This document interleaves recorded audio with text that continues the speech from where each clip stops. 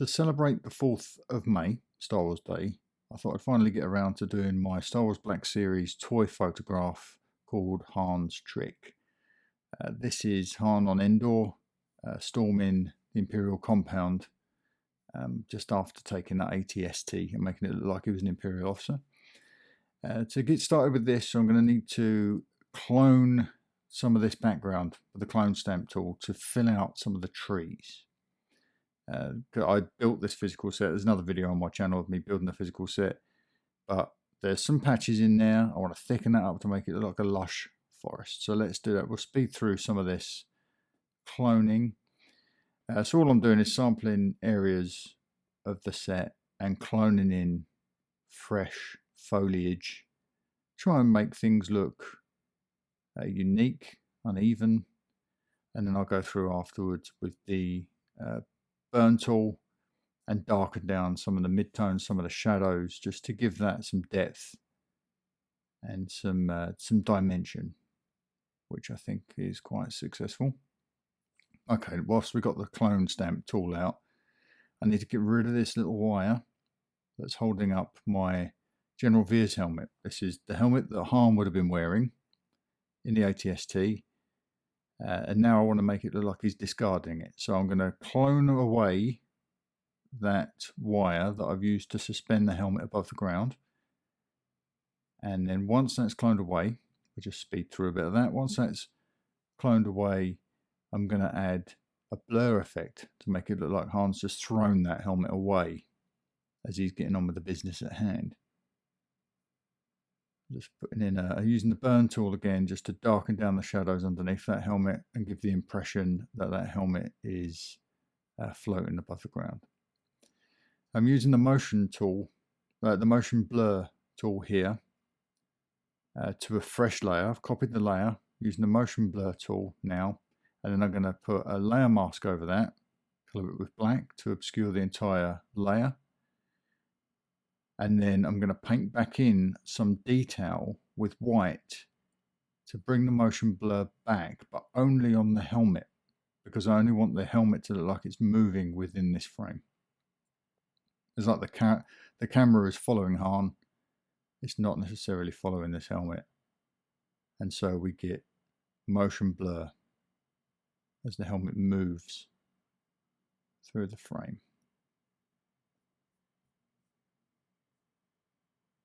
I'm just going to reduce the opacity of my brush so that it's not quite as dramatic, and I can kind of build it up in layers then. That was a little bit too harsh previously, so we'll go back through and just apply that blur to that helmet. Check that it works. A little bit more in there, and we'll get a little bit around the goggles on the inside and on that chin strap as well. Everything's moving through the frame. Okay, that'll do that. Okay, now I think we're ready to start having some fun and adding some special effects to this landscape. So we've got on the left-hand side of the frame, we've got an area there that I want to put an explosion in. So I'm going to go to my effects folder. I'm going to find dust. There's a plume of dust there that looks like an explosion in the ground. So we'll drop that in and resize, and we'll darken some of that down as well because it's a little too bright for this image, and I want to remove some of the harsh edges at the bottom there. I'm going to duplicate so it layers over itself and gives it a little bit more dimension. Duplicate, Command Shift and D, and then I'm going to group those together. I'll call that blast. Now at the heart of this blast, we're going to want a special effect. We want some fire, we want a flame, we want some explosion. There we go, that'll do. We'll drag this in. Okay, we'll apply this to the image with blur, a few layers, move it behind the explosion. Then we want to paint in a laser bolt. We're going to have a bit of fun now. We're going to apply a laser bolt the way we would do a lightsaber blade. Multiple layers, multiple levels of blur, focus, Gaussian blur in there at 5 pixels, 15 pixels, 40 pixels. black background, and we'll merge those layers together into one with Command Shift and with Command E, and then we will blend that screen so that now we've got an RGB channel to play with. We'll pump the reds right up, and that gives us our laser bolt. Now if we hit that with a motion blur and we find the right angle, we can pump that right motion blur up and make it look like that laser bolt is flying through the frame. And then we just need to move that within our layers so that it looks like it's at the heart of that explosion.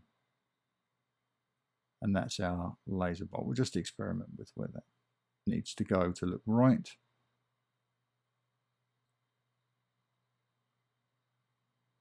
Looks pretty good there. And now we're going to add a little bit of a flare to that explosion just to sort of sell the effect a little bit more. And we'll just move this around. This has got the black background, so we'll do screen, blend, until we're happy with the effect of that lens flare at the heart of the explosion. Use a mask and a gradient overlay to sort of only reveal what we want to see. Okay, Chewie needs a laser blast. So let's get stuck into Chewbacca's laser. So it's going to be a thinner bolt because he's further away from the camera. And we'll do the same again, multiple layers, multiple levels of focus, black. We'll combine those into one layer, and then we'll screen blend that. So we've got an RGB white bolt that we can pump up the reds to give us that laser effect. And we're also gonna move that laser bolt forward a touch away from Chewie's bowcaster and defocus it slightly because it's in the background of the image. So it's not going to be pin sharp. It's going to be about as much in focus as Chewie is. And we're going to drag in a lens blur element, and we're going to screen blend that. We're going to expand it in size so it's the right size for Chewie's bowcaster. Pump the reds up, hit it with a Gaussian blur just to push it into the background slightly, and we've got Chewie firing his bowcaster. The similar techniques now are going to be used for light and effects on the droids. So I'm just going to draw in 3PO's eyes. We're going to blur those. We're going to use 2 layers of blur on this. We're going to give it a blank background, combine those layers, and screen blend. And then we can go into the RGB, and we can mix the red and the green until we get a nice yellow glow in 3PO's eyes. Pop the greens up slightly, we get that yellow glow.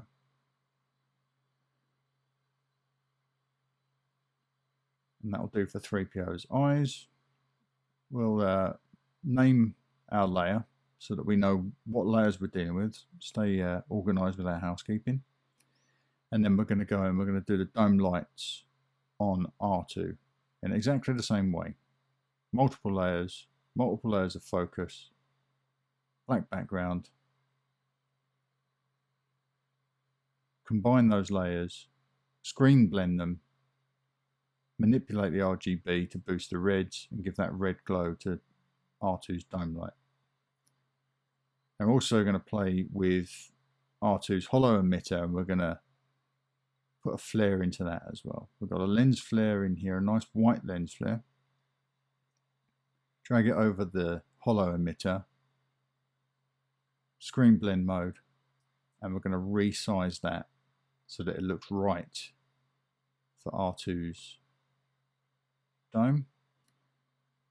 We're going to hit that with a mask, and we're going to reveal only what we want with a gradient overlay.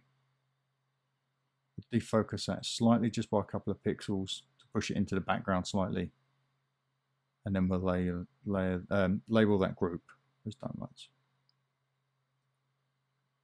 Okay, we're looking pretty good. We're looking pretty good at this point. So this is where I group everything, Command G, and I'll make a duplicate of that group.